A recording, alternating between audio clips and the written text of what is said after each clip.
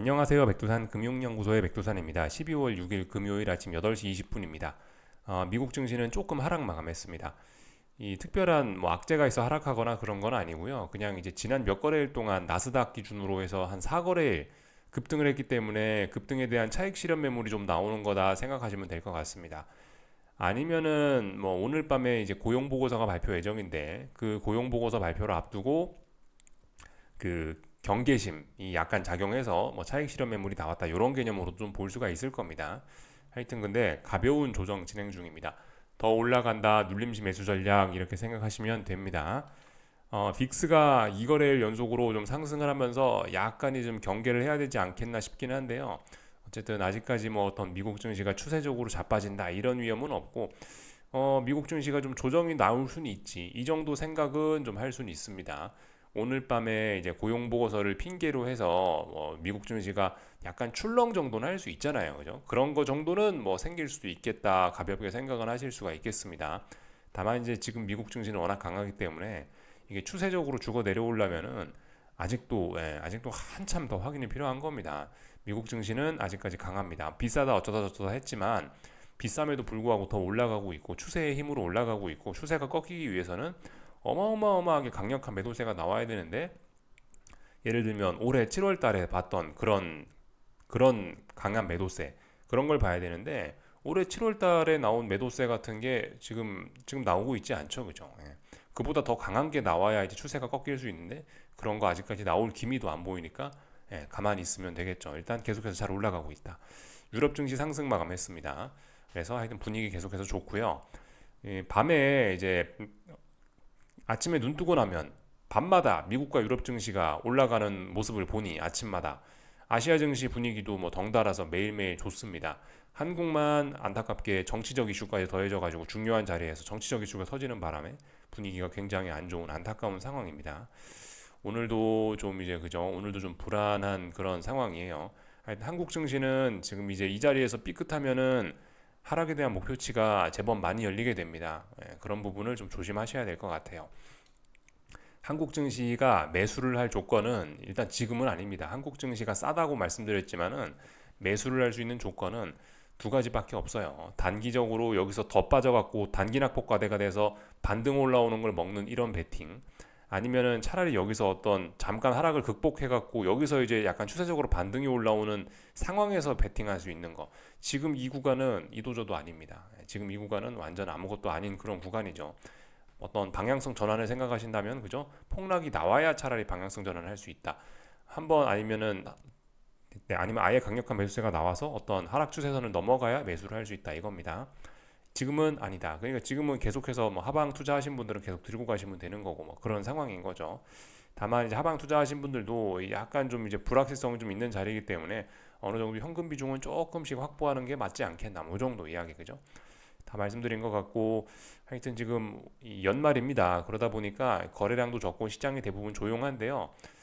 어젯밤에도 특별한 뭐 그런 반응은 없었습니다. 어젯밤에 그 고용지표 몇 개 발표됐거든요. 챌린저 잡커츠라고 기업 감원 데이터 나왔는데 뭐 약간 증가했지만 시장에 특별한 영향은 없었고 이니셜 잡리스 클레임이라고 이 고용지표 발표됐는데 이것도 뭐 특별한 영향은 없었습니다. 그죠? 그래서 그냥 뭐 이런 것들은 그냥 무난히 넘어가면 될 것 같고 이 조용한 연말 증시에 지금 이제 하나 있습니다. 오늘 밤 오늘 밤 맞죠? 오늘 밤 미국 고용 보고서 발표됩니다. 이게 좀 중요합니다. 논판 페이롤스, 언임플로이먼트 레이트, 실업률 두 개 중요합니다. 이거 두 가지를 잘 보시면 될 것 같아요. 이것들이 시장을 좀 크게 흔들 수 있죠. 솔직히 미국 증시가 지금 현재 뭐 말씀드렸다시피 언제나 그 주식시장은 금융시장은 모든 것을 선반영한다 그러잖아요. 이 지표에 의해서 반응이 안 좋게 나오긴 좀 어려울 것 같다는 생각입니다. 일단 지금 현재 주식시장 내용으로 봐서는 지금 뭐 꺾이겠다라는 그런 신호 없잖아요, 그죠? 그러니까 아마 지표 발표하고 나서 미국 증시도 계속 올라가지 않을까, 뭐 채권도 그냥 계속 긍정적으로 반응하지 않을까라는 생각이 좀 들긴 합니다. 근데 어쨌든 그 가벼운 조정 정도 나올 수 있는 거예요, 그죠? 미국 주식시장이 이렇게 많이 올랐지만 조금 쉬었다 가는 거 문제 없죠. 조금 쉬었다 가는 거는 뭐 어쩔 수 없는 거죠. 쉬었다 갈 수 정도는 있다. 그 정도는 생각하셔야 될 것 같아요. 그와 관련해서 좀 한 가지 좀 드는 생각이 있는데 저기 옆 동네 비트코인을 보면요. 비트코인이지 않습니까? 이게죠. 비트코인 차트예요. 여기 보시면 이제 10만 달러가 여기였습니다. 10만 여기 숫자 10만 써 있죠. 10만 달러가 여기였어요. 10만 달러라는 자리는 아시다시피 그죠? 사람들이 좋아하는 게 뭡니까? 동그라미 많이 붙은 숫자, 그런 대표성이 있는 숫자, 10만, 뭐 만, 5만, 10만 이런 단위 좋아하잖아요. 근데 동그라미 많이 붙은 라운드 넘버 여기를 지금 살짝 넘어섰단 말이에요. 그러니까 이 자리는 어떤 중요한 저항일 수 있습니다. 이 자리가 네, 이 자리가 엄청난 의미가 있어서 뭐 저항이라기보다는 10만이라는 숫자가 라운드 넘버니까 여기서 이제 사람들이 차익 실현 매물이 많이 나올 수 있단 말이죠. 그렇기 때문에 여기서 지금 보시면 비트코인이 변동성이 터지고 있잖아요. 위아래로 들썩들썩. 그리고 거래량도 지금 터져 나오고 있거든요. 그렇기 때문에 사실 뭐 주식과 비트코인이 뭐 한동안은 계속 동행했었습니다만은 이제 동행이 좀 깨진 지 좀 오래되긴 했죠.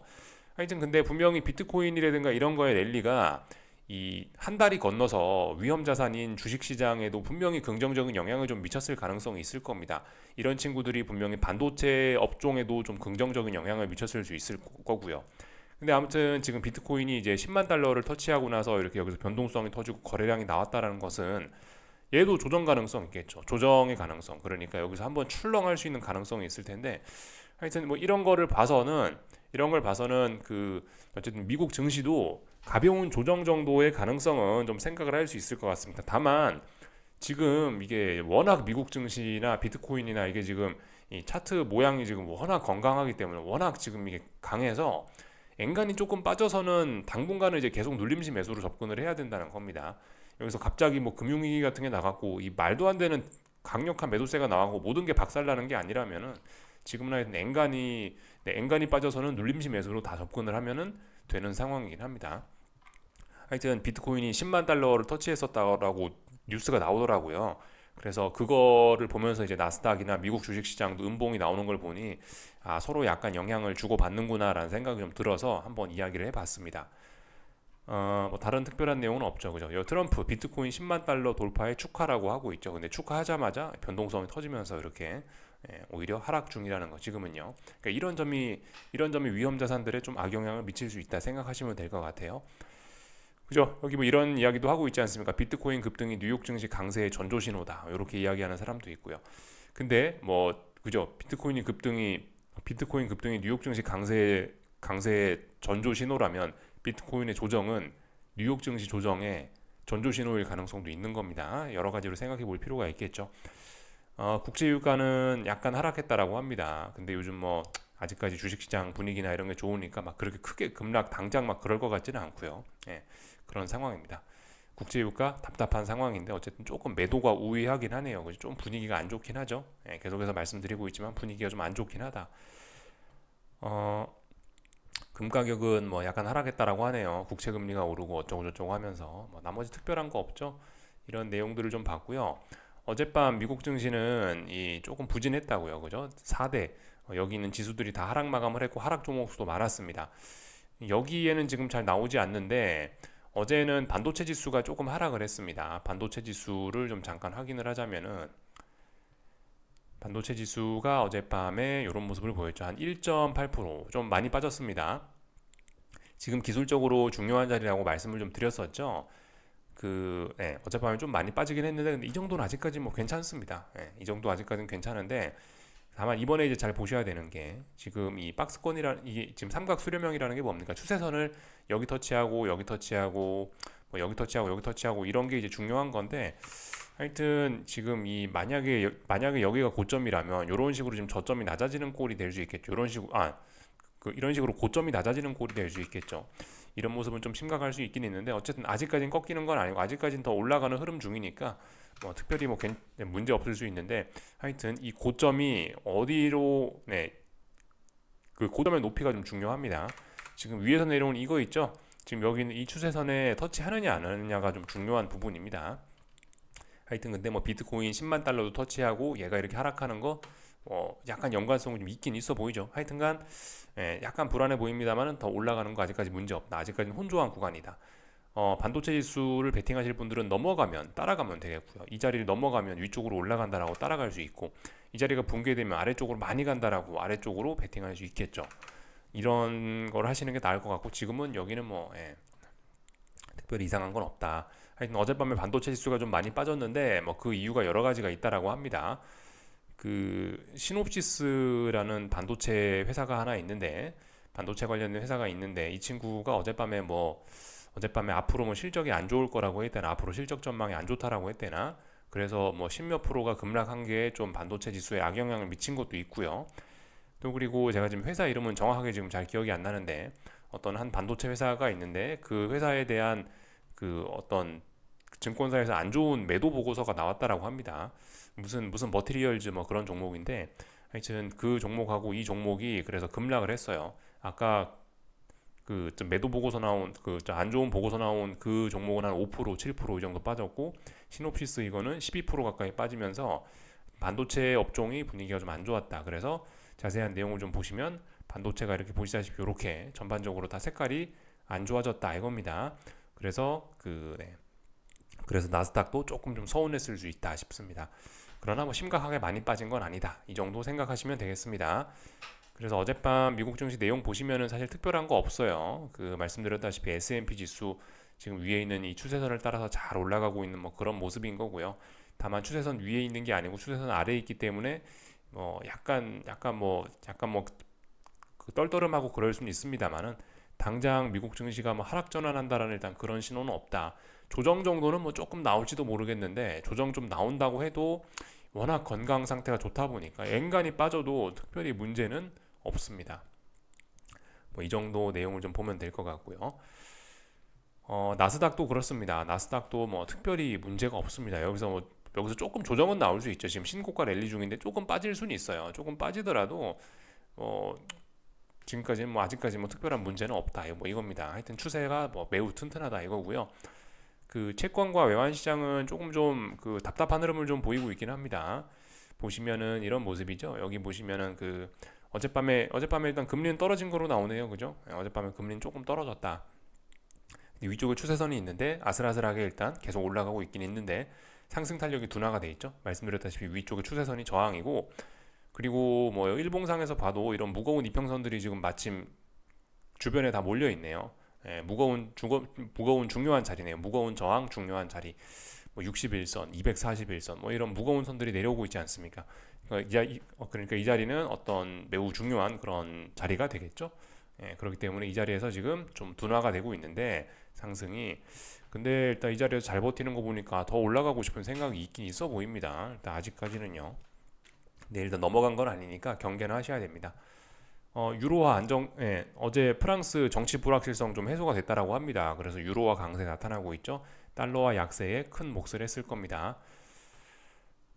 잠시 달러 인덱스를 좀 한 번만 좀 볼까 해요. 그래서 달러는 어젯밤에 저렇게 하락을 하면서 좀 안정적으로 변했죠, 그죠? 105까지 내려왔습니다. 이제 105대까지 안정적으로 변하고 있습니다. 달러 약세 진행 중입니다. 그래서 확실히 107은 이제 저항이고, 이제 여기서 이제 아래쪽으로 다시 박스권 하단으로 이렇게 내려오나 보다.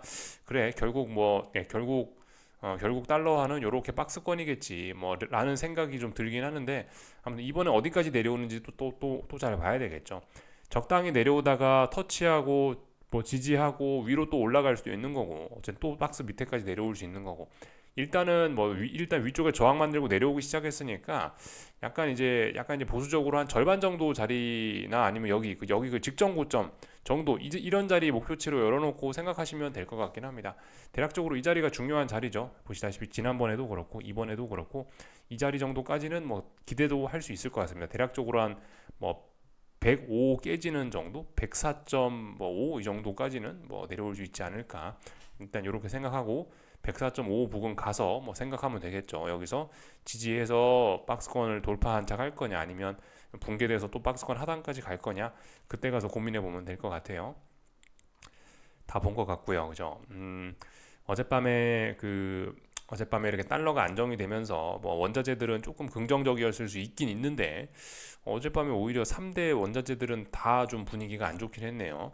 유로화가 강세면은 보통 이런 친구들은 좀 좋을 수 있긴 있는데, 사실 요즘에 좀 그렇습니다. 좀 분위기가 좀 애매하긴 하죠.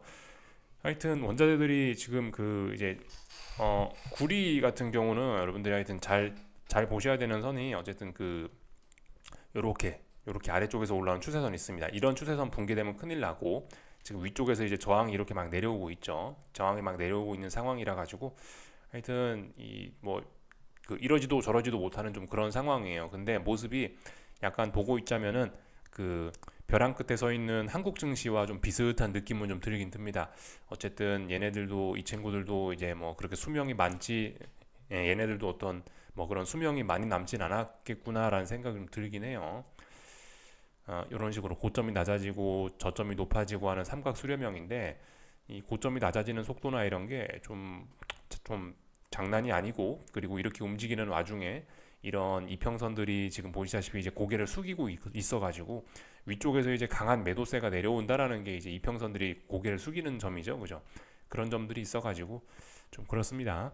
국제 유가도 그래요. 국제 유가도 지금 보시면은 이런 상황이죠. 큰 삼각 수렴형입니다, 그죠? 65달러가 밑에 있는 지지선이고, 그리고 위에서 추세선이 이렇게 쭉 내려오고 있습니다. 지금 이런 상황인데, 하여튼 그죠? 뭐 조금 일단 조금 더 오를 수는 있을 것 같긴 합니다. 오를 수 있을 것 같긴 한데, 올라봐야 일단 제한적일 거고, 아래쪽으로는 65달러 붕괴되면 큰일 나는데, 뭐 모두 다 그걸 알고 있죠. 65달러 붕괴되면 큰일 난다는 걸 아니까 뭐 당장 붕괴시킬 생각은 없고, 하여튼 그런 생각에 지금 다들 그렇게 움직이고 있는 그런 모습으로 보입니다.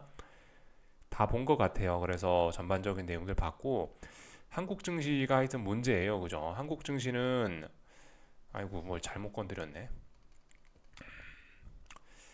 한국 증시를 좀 잠깐 좀 보시자면 코스닥인데요. 네, 지금 보시는 게 코스닥인데, 하여튼 중요한 거는 뭐 계속해서 말씀드리다시피 지금 이제 1135인가 36인가 이제 이날 종가가 중요합니다. 8월 5일 종가 36이네요. 하여튼 36자리를 지키는 모습이 아니에요. 이건 사실. 이건 이제 붕괴되기 직전인데, 지금 코스닥은 이제 어떤 상황이냐면 그 아래에서 올라오는 이런 중요한 추세선이 있단 말이에요. 이게 진짜 중요하단 말이죠. 이 선이 기준이에요. 이 선을 기준으로 해서 출렁출렁하면서 장기적인 상승 추세를 이어왔던 기초가 되는 게 이 선이란 말이죠. 근데 여기 있는 빨간 선을 지금 붕괴시켰단 말이에요. 빨간 선을 붕괴시키고 확인까지 하고 있단 말이에요. 그래서 일단 뭐 완전 추세적으로는 좀 맛이 좀 간 상황이라고 볼 수 있고, 다만 이제 그 1136이란 자리가 붕괴가 돼야 1136이라는 자리가 붕괴가 돼야 이제 아래쪽으로 목표치가 크게 열릴 거거든요. 그 대략적으로 이제 뭐 그 이 부분은 사실 막 그렇게 장담은 할 수 없지만, 대략적으로 지난번에 어떤 거래됐던 부분을 보면서 지지와 저항을 좀 찾아보면 한 1060 정도의 뭐 약간 마디 가격 같은 게 하나 있긴 있습니다. 아마 네. 이 정도 자리까지 아마 빠진다면 이 정도 자리까지 빠질 수 있을 텐데, 여기서 한 7, 8% 정도 더 하락할 가능성이 좀 있긴 있습니다. 근데 이제 1036을 깨면은 이제 한 7, 8%더 빠질 수도 있는 건데, 하여튼 그래요. 지금 일단은 추세선을 죽여나갔고 매우 건강이 좀 불량한 상태이나, 근데 지금 일단 아직 그 결과적으로 1036을 붕괴시키진 않고 있으니 어떻게 됐다? 그냥 또 버티는 거예요.